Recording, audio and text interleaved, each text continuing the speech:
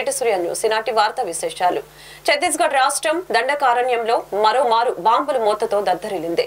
నారాయణపూర్ జిల్లా సిఆర్పీఎఫ్ క్యాంపుపై మావోయిస్టులు దాడి చేశారు. రాకెట్ లాంచర్లతో ఒక్కసారిగా మావోయిస్టులు విరుచుకుపడ్డారు. దాడికి ప్రతిదాడిగా భద్రతా బలగాలు ఎదురు దాడికి దిగాయి. ఇందులో ఇద్దరు పోలీసులకి తీవ్ర గాయాలు అయ్యాయి.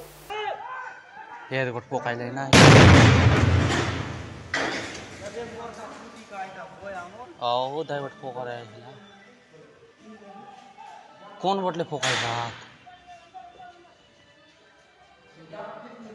हाय काश तान छेदा होइला अदई डोबा बोटले बात ना कसन कसन बोटले जोरदार गीत कोनाय चलेला আছে लगा मातर तो कोने गीत चलेला ये बे गा रो ना ये कहीं ना होए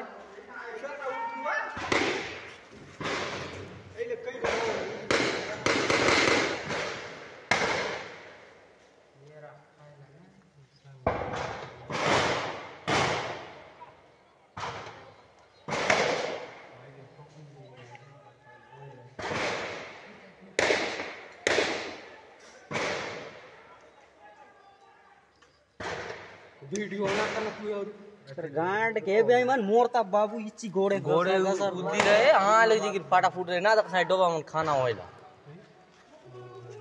बस लोमड़ा माटा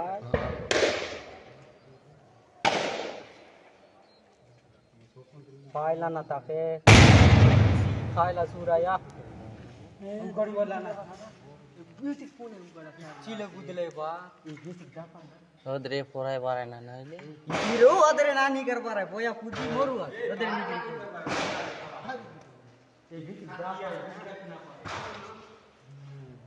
మోదీ నేతృత్వంలోని భారతదేశం గత 10 ఏళ్లలో ఎంతగానో అభివృద్ధి చెందిందని టీడీపీ అధినేత చంద్రబాబు కొనియాడారు. ఆయన నేతృత్వంలోని భారతదేశం ప్రపంచంలోని 5వ అతిపెద్ద ఆర్థిక వ్యవస్థగా రూపుదిద్దుకుంటుందని ప్రశంసించారు. ఇప్పుడు వికసిత్ భారత్ ప్లాన్ 2047 పై ప్రణాళిక రూపొందించారని వీటిని చేరుకుంటామని తాము పూర్తి విశ్వాసం వ్యక్తం చేశారు. ఢిల్లీలోని పార్లమెంటు సంవిధాన్ భవన్ లో జరుగుతున్న ఎన్డీఏ పార్లమెంటరీ పార్టీ సమావేశానికి తెలుగుదేశం పార్టీ అధ్యక్షుడు చంద్రబాబు హాజరయ్యారు. మోదీ అధ్యక్షతన జరిగిన ఈ సమావేశంలో ఎంపీలు పవన్ కళ్యాణ్తో కలిసి చంద్రబాబు పాల్గొన్నారు. మోదీ పక్కన చంద్రబాబు, ఆ పక్కన నితీష్ కుమార్ కూర్చున్నారు.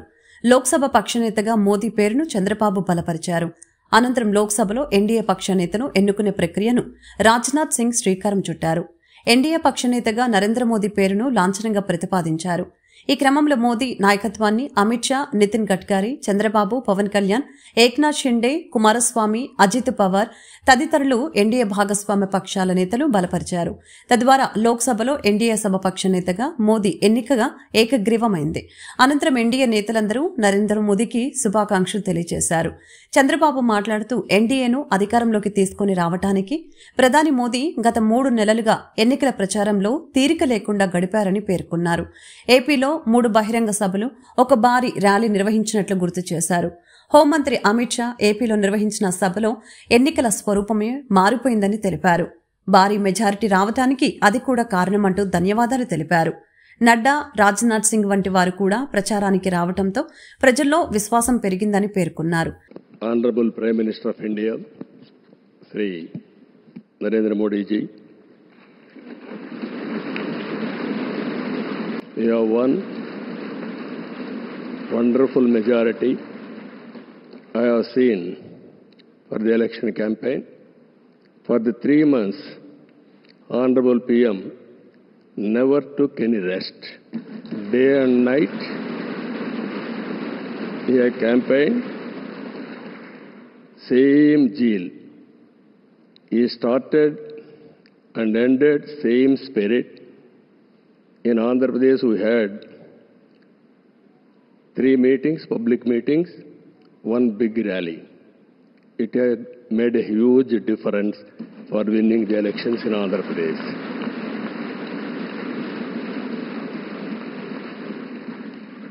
Honorable Home Minister has come. He addressed 1 meeting, very powerful meeting. It has changed the situation in a big way. I am thanking him. Even Honorable Rajnath Singh ji and also Nadda ji and also Gadkari ji, so many leaders have come and they have addressed. It has given a confidence among people that center is with state. We are thanking all ministers. ప్రపంచంలో భారత్ అగ్రరాజ్యంగా లేదంటే రెండో స్థానానికి ఎదుగుతుందని పేర్కొన్నారు. దేశానికి సరైన సమయంలో సరైన వ్యక్తి దొరికారని ప్రశంసించారు. తానెంతో మంది నేతలను చూశానని, కానీ మోదీ లాంటి శక్తివంతమైన వ్యక్తిని ఎక్కడా చూడలేదని తెలిపారు. The country has witnessed remarkable progress and transformation. Narendra Modi ji focused and dedicated approach has transformed the nation into a global powerhouse. I am in the politics for the last 4 decades. I have seen so many leaders. I can give entire credit for Narendra Modi ji for making India proud globally. That is his biggest achievement for the country.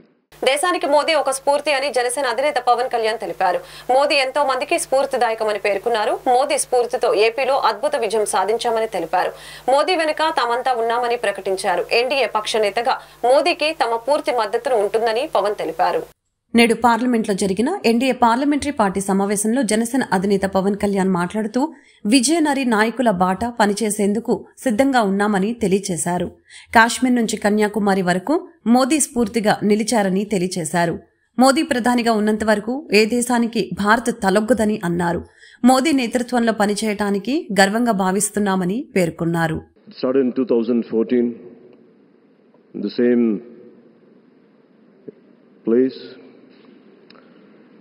And Honorable Chandrababu Naidu just said, we're going to see Modi ji to rule this country for 15 years, and it's happening, sir. Chandrababu ji, your prophecy came true. Modi ji, you truly inspired the nation. As long as you are the Prime Minister of this country, our country will never bow down to anyone, sir. The mighty Himalayas will never bow down like that. Under your leadership, Bharat will never bow down. And we really take pride under your leadership, to work under your leadership, sir. We really take pride. And from Kashmir to Kanyakumari, Kamakya to Dwaraka, and you have inspired everyone, sir. You have inspired everyone. We all rally behind you. We all rally behind you. The way you have triggered us to serve the nation, the kind of patriotism you have instilled in us by your actions, by your words, by your deeds, and the kind of development you had shown us in the progress. And sir, Janasena అధినేత పవన్ కళ్యాణ్ పై ప్రధాని నరేంద్ర మోదీ ప్రశంసల వర్షం కురిపించారు. ఇక్కడ కూర్చున్న వ్యక్తి పవన్ కాదు, తుఫాన్ అని ప్రత్యేకంగా అభినందించారు. దక్షిణాది రాష్ట్రాల గురించి ప్రస్తావించిన సందర్భంగా ఏపీ నేతలను కొనియాడారు. పాత పార్లమెంటు భవన్లో ఎన్డీఏ ఎంపీల సమావేశం నిర్వహించారు. కూటమి లోక్సభ పక్ష నేతగా మోదీ పేరును బీజేపీ నేతలు అమిత్ షా, రాజ్నాథ్ సింగ్, నితిన్ గడ్కరీ ప్రతిపాదించారు. భాగస్వామ్య పార్టీలు దీనికి మద్దతు పలుకుతూ మోడీని ఏకగ్రీవంగా ఎన్నుకున్నట్లు ప్రకటించారు. ఈ సందర్భంగా మోదీ మాట్లాడుతూ ఏపీలో దక్కిన విజయం ప్రజల ఆకాంక్షలకు అద్దం పట్టిందని తెలిపారు. చంద్రబాబుతో కలిసి చారిత్రాత్మక విజయం సాధించామన్న ఆయన ఈ సమావేశంలోనూ పవన్ను ప్రత్యేకంగా అభినందించారు. हमारा ये अलायंस सच्चे अर्थ में भारत की असली जो स्पिरिट है, जो भारत का आत्मा है, भारत की जड़ों में जो रचा बसा है, उसका एक अर्थ में प्रतिबिंब है.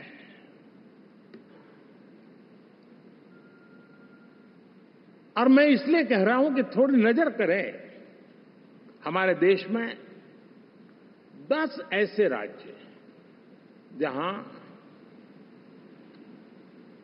हमारे आदिवासी बंधुओं की संख्या प्रभावी रूप से है, निर्णायक रूप से है, जहां इस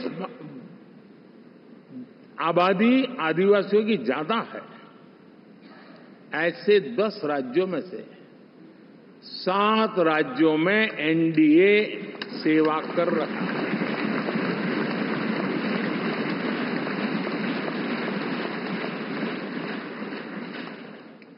ఆంధ్రప్రదేశ్ రాష్ట్ర ప్రభుత్వ ప్రధాన కార్యదర్శిగా నీరబ్ కుమార్ ప్రసాద్ శుక్రవారం వెలగపూడి రాష్ట్ర సచివాలయంలో బాధ్యతలు స్వీకరించారు. తిరుమల తిరుపతి దేవస్థానం వేద పండితులు మరియు విజయవాడ శ్రీ బ్రహ్మరాంబ మల్లికార్జున స్వామి దేవస్థానం వేద పండితుల ఆశీర్వచనాల మధ్య సీఎస్ గా బాధ్యతలు స్వీకరించారు. ఈ కార్యక్రమంలో జీఏడీ కార్యదర్శి Suresh Kumar, special CS Gopalakrishna Dwivedi, PCCF Y Madhusudan Reddy, IT కార్యదర్శి కె శశిధర్, సర్వీసెస్ శాఖ కార్యదర్శి పి భాస్కర్, కార్యదర్శి శ్రీధర్ తదితర శాఖల కార్యదర్శులు పాల్గొన్నారు.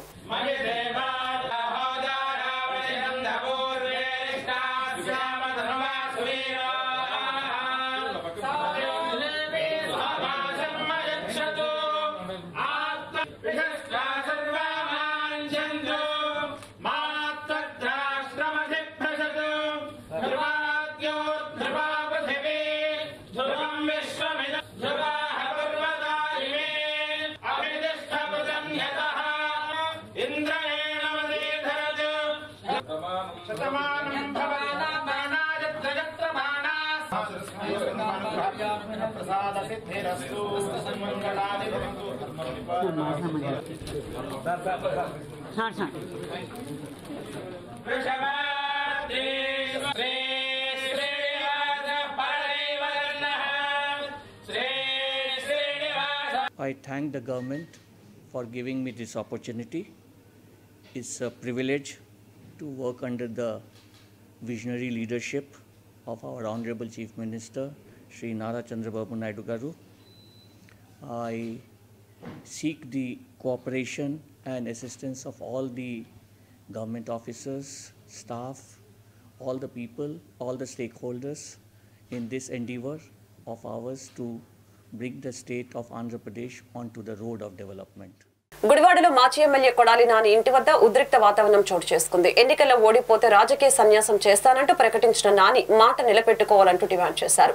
తెలుగు యువత శ్రేణులు పోలీసులు అడ్డుకున్నారు. పోలీస్ వ్యాఖ్యలపై తెలుగు యువత నేత పొట్లూరు దర్శిత్ ఆగ్రహం వ్యక్తం చేశారు. గుడివాడ మాజీ ఎమ్మెల్యే కొడాలి నాని ఇంటి వద్ద ఉద్రిక్త వాతావరణం నెలకొంది. తెలుగు యువ శ్రేణులు పోలీసులను తోసుకుంటూ కొడాలి నాని ఇంటికి వెళ్లేందుకు యత్నం చేశారు.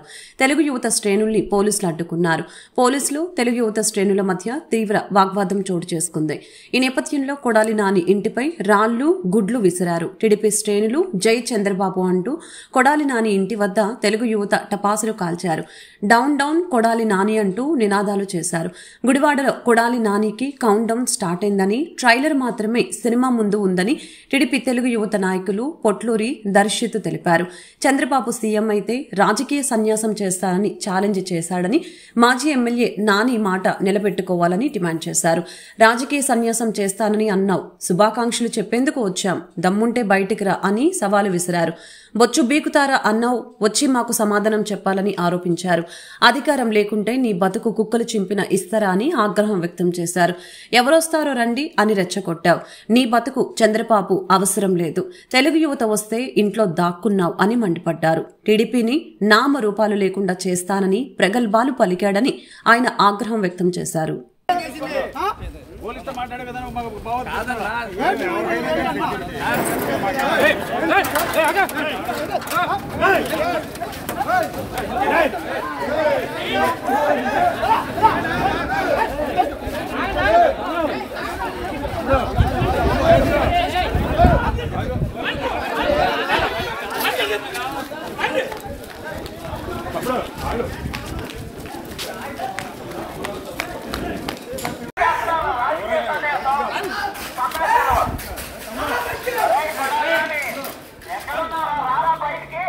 ఎప్పుడు చేస్తున్నారు రాజకీయ సన్యాసం? అరే కొడాలి, ఎక్కడున్నారా రారా బయటికి? ఎప్పుడు చేస్తున్నారు రాజకీయ సన్యాసం? సన్యాసం కార్లు దిగుతున్నారు.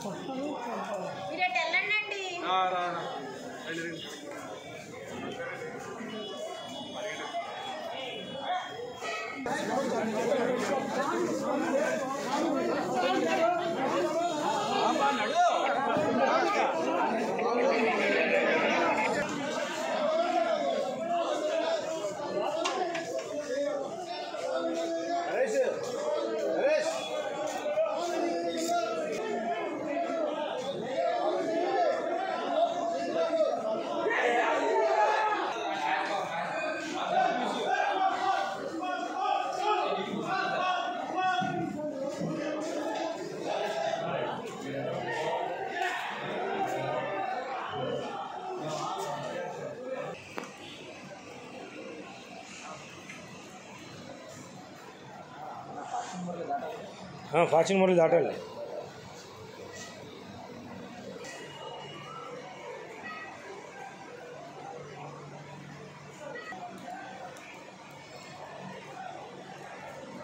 రాష్ట్రంలో వైఎస్ఆర్సీపీ సానుభూత పరులను లక్ష్యంగా టీడీపీ దాడులు జరుపుతుందని వైఎస్ఆర్సీపీ నేత మాజీ మంత్రి పేర్ని నాని అన్నారు. వైఎస్ఆర్సీపీ సానుభూతి పరులే టార్గెట్ గా టీడీపీ దాడులు జరిగిందని తెలిపారు. బీహార్ తరహాలో ఏపీలో టీడీపీ దాడులకి తెగబడిందని మండిపడ్డారు. బీహార్ సంస్కృతిని టీడీపీ ఆచరిస్తుందని తెలిపారు. ఎన్నికల ఫలితాలు వెలువడ్డాక రాష్ట్ర వ్యాప్తంగా జరిగిన దాడులపై వైఎస్సార్సీపీ నేతలు నిన్న సాయంత్రం గవర్నర్ అబ్దుల్ నజీర్ను కలిసి మాజీ మంత్రి పేర్ని నాని వివరించారు. వైఎస్సార్సీపీ నేతల బృందానికి రాజ్యసభ ఎంపీ వైవీ సుబ్బారెడ్డి నేతృత్వం వహించారు.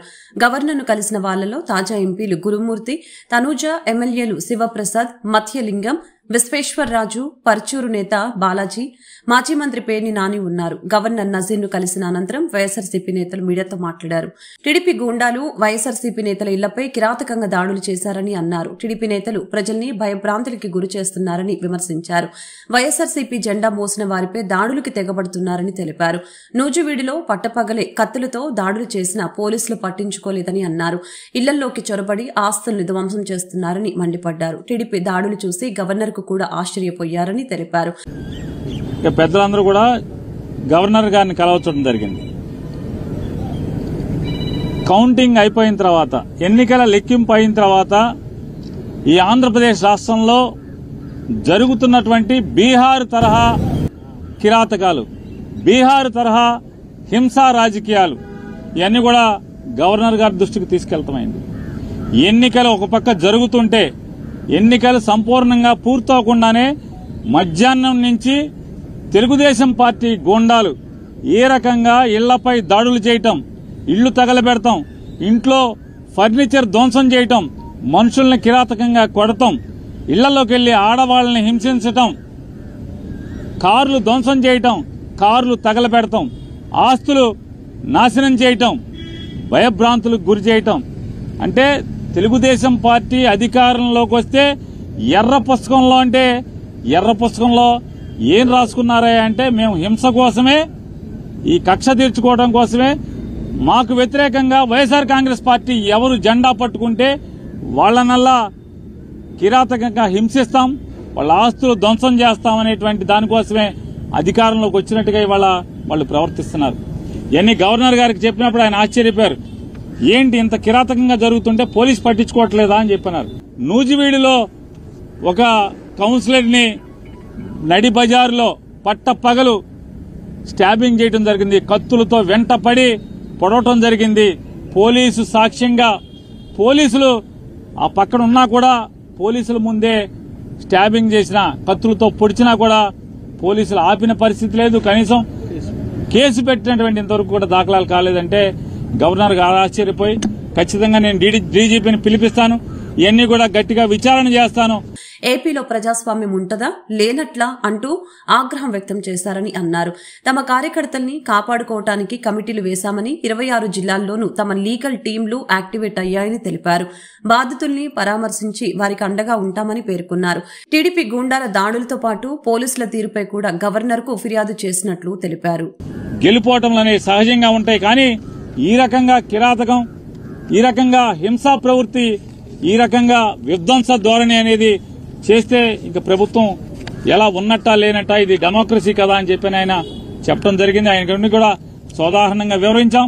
మేము కూడా మా కార్యకర్తలను కాపాడుకోవడం కోసం 26 జిల్లాల్లో మాజీ మంత్రులతో, ఎమ్మెల్యేలతో, ఎమ్మెల్సీలతో, వీళ్ళందరితో కూడా 26 జిల్లాల్లో కమిటీలు ఏర్పాటు చేయడం జరుగుతుంది.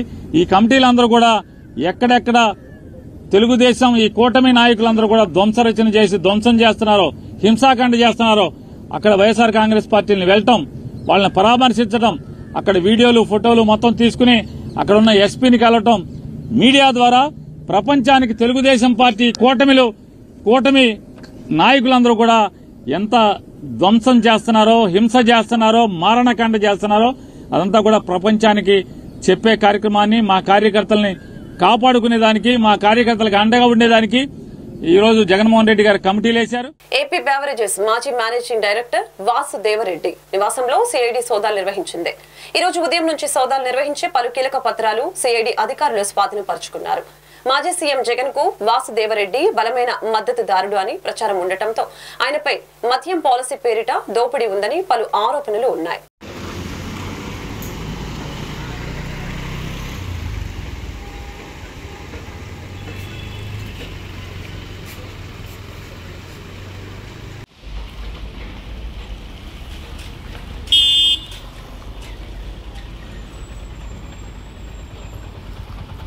ఐదు సంవత్సరాల వైకాపా పాలన మీద ప్రత్యేక విచారణ చేయాలని, విచారణ కోసం ప్రత్యేక మంత్రిత్వ శాఖను ఏర్పాటు చేసి ఆ శాఖకు దళితుడిని మంత్రిగా నియమించాలని అమరావతి బహుజన ఐకాస అధ్యక్షులు పోతుల బాలకోటయ్య నూతన ప్రభుత్వానికి విజ్ఞప్తి చేశారు. రాజధాని అమరావతి నిర్మాణం చేసి రక్షణ కల్పించాలని, అమరావతి రాజధాని అని దేశ ప్రజలకు చాటి చెప్పాలని నూతన ప్రభుత్వాన్ని కోరారు. మాజీ ముఖ్యమంత్రి జగనే తన రాక్షస పాలన ద్వారా కనీవిని ఎరుగని విధంగా కూటమికి విజయం వరించేలా చేశారని బాలకోటయ్య తెలిపారు. శుక్రవారం గాంధీనగర్ ప్రెస్ క్లబ్ లో మీడియా సమావేశంలో ఆయన మాట్లాడారు. ప్రజలు, ఉద్యమకారులు అనుకున్న దానికంటే ఊహించిన రీతిలో కూటమి అత్యధిక మెజారిటీతో గెలుపొందిందని, దేశంలో 4వ అతిపెద్ద పార్టీగా తెలుగుదేశం పార్టీ అవతరించిందని, దీంతో కేంద్రంలో కూడా కీలక బాధ్యతలు చేపట్టే పరిస్థితి వచ్చిందని తెలిపారు. సీతమ్మ కన్నీరు పెడితే రావణలంక భస్మమైన విధంగా జగన్ కోట ప్రజల ఆగ్రహ జ్వాలాల్లో కాలిపోయిందని, ఆంధ్ర రాష్ట్రంలో ఉద్యమించిన ఉద్యమ శక్తులకు ఈ విజయం అంకితం చేయాలని తెలిపారు. ఈ కార్యక్రమంలో పాల్గొన్న అమరావతి మహిళా రైతు నాయకులు కొమ్మినేని వరలక్ష్మి మాట్లాడుతూ ప్రజలు కోరుకున్న విధంగా రాక్షస పాలన పోయి రామరాజ్యం వచ్చిందని, చంద్రబాబు పాలన ఏపీకి ఊరట కలిగిస్తుందని, రాష్ట్రంలో అభివృద్ధి పరుగులు తీస్తుందని, అమరావతి రాజధాని నిర్మాణం జరుగుతుందని ఆశాభావం వ్యక్తం చేశారు. ఈ కార్యక్రమంలో రెల్లి సంక్షేమ సంఘం నాయకులు సిరంశెట్టి, నాగేంద్రరావు తదితరులు పాల్గొన్నారు. కాబట్టి ఇప్పుడు తక్షణం అమరావతినే చాలా దేదీప్యమానంగా చేయాల్సిన బాధ్యత ప్రభుత్వం మీద ఉంది. రెండోది ఏంటంటే, ఇదిగోండి నేను చెప్పినట్టుగా ఆంధ్రప్రదేశ్లో 36 అసెంబ్లీ నియోజకవర్గాల్లో 33 అసెంబ్లీ నియోజకవర్గాలు ఓటమి ప్రభుత్వానికి రావడానికి ప్రధానమైన కారణం మేము పిడికిన ఆత్మగౌరవం కోసం అని చెప్పి వీ కాంట్ బ్రీత్, మాకు ఊపిరాటం లేని రాష్ట్ర వ్యాప్తంగా నేనే నా మిత్రులతో 13 జిల్లాలు పర్యటించాం. ఇలా సభలు పెట్టాం, అరిచి దళితుల్లో చైతన్యం నింపాం. నాకెక్కడి నుంచో కందుకూరు నుంచి, జమ్మలమడుగు నుంచి, విశాఖపట్నం నుంచి మా దళిత సోదరులు కూటమి పార్టీని గెలిపించడం కోసం వైసీపీ పార్టీలో ఉన్న కార్యకర్తలు కూడా మారి ఓట్లేసి, ఎందుకంటే వీళ్ళ యొక్క ఆత్మను శాంతించడం కోసం ఇలా కష్టపడ్డాం. ఇవన్నీ కూడా రాష్ట్ర ప్రజలకు తెలుసు, పోరాట నాయకులకు తెలుసు. కాబట్టి ఇంత శ్రమించిన ఫలితంగానే ఒక మంచి విజయావకాశం వచ్చింది. తప్పనిసరిగా ఈ అన్ని అంశాలను కూడా చంద్రబాబు నాయుడు గారు దృష్టిలో పెట్టుకొని ఒక మంచి సుపరిపాలన అందిస్తారని చెప్పేసి. గత 5 సంవత్సరాల వైసీపీ పాలనలో బీసీలకు తీరని అన్యాయం జరిగిందని, ఎన్డీఏ కూటమికి బీసీ సంక్షేమ సంఘం సంపూర్ణ మద్దతు ఇచ్చి గెలిపించుకోవడం జరిగిందని బీసీ సంక్షేమ సంఘం రాష్ట్ర అధ్యక్షులు కేసన శంకర్రావు తెలిపారు. తెలుగుదేశం పార్టీతోనే బీసీలకు సామాజిక న్యాయం జరుగుతుందని ఆయన స్పష్టం చేశారు. మంగళగిరి బైపాస్ రోడ్లోని బీసీ సంక్షేమ సంఘం కార్యాలయంలో కూటమి గెలుపుపై 140 కుల సంఘాల రాష్ట్ర అధ్యక్షులు, 20 బీసీ సంఘాల రాష్ట్ర అధ్యక్షులు పాల్గొని ముందుగా కేక్ కట్ చేసి స్వీట్లు పంచి సంబరాలు చేసుకున్నారు. కూటమి గెలుపుకి కృషి చేసిన బీసీ సంక్షేమ సంఘం శ్రేణులకు అభినందనలు తెలిపారు.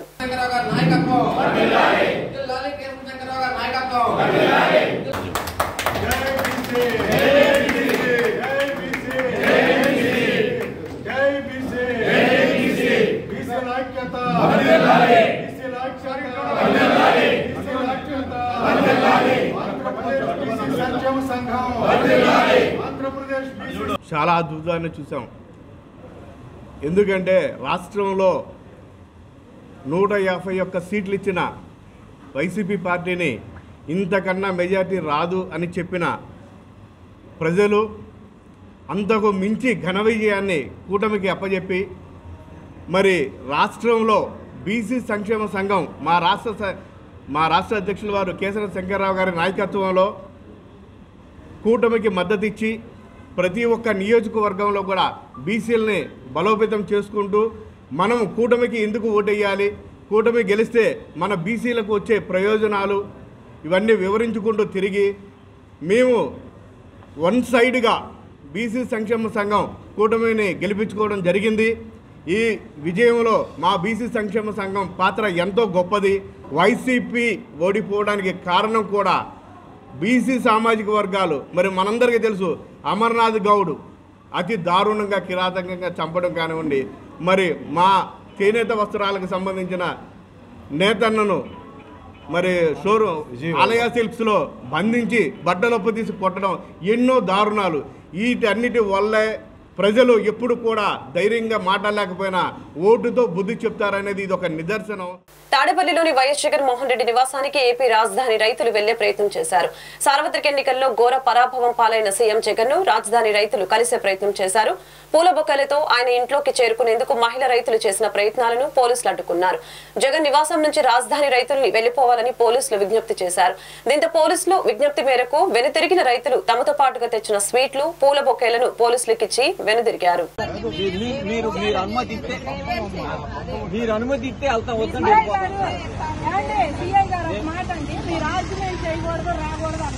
ముఖ్యమంత్రిగా ఉన్నప్పుడు అసలు మమ్మల్ని అంత దూరంగానే ఆపేశారు. కనీసం ఆయన ఎమ్మెల్యే అయినా కూడా మాకు కనీసం ఆయన చూసేది అక్కడ లేదని ఎవరన్నా వచ్చాడు మా దగ్గర. కనీసం ఇప్పుడన్నా చూద్దాం. ఆయన చూసి అమరావతి రైతులుగా వచ్చామండి, మేము సంతోషంగా వచ్చాము.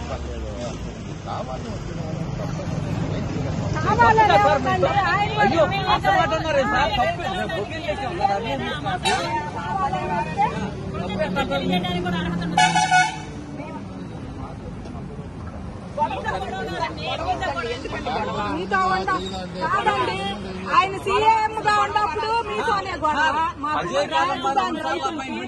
ఎమ్మెల్యేగా ఉన్నప్పుడు మీతోనే గొడవ. అజయ్ కలాం గారిని అడిగా, అజయ్ కలాం గారు ఉండేది నేను ఒకే అపార్ట్మెంట్ ఒకే ప్లాట్ లో, నేను అడిగి ఇస్తానన్నాడు. సాయంత్రం వరకు కూర్చోబెట్టాడు.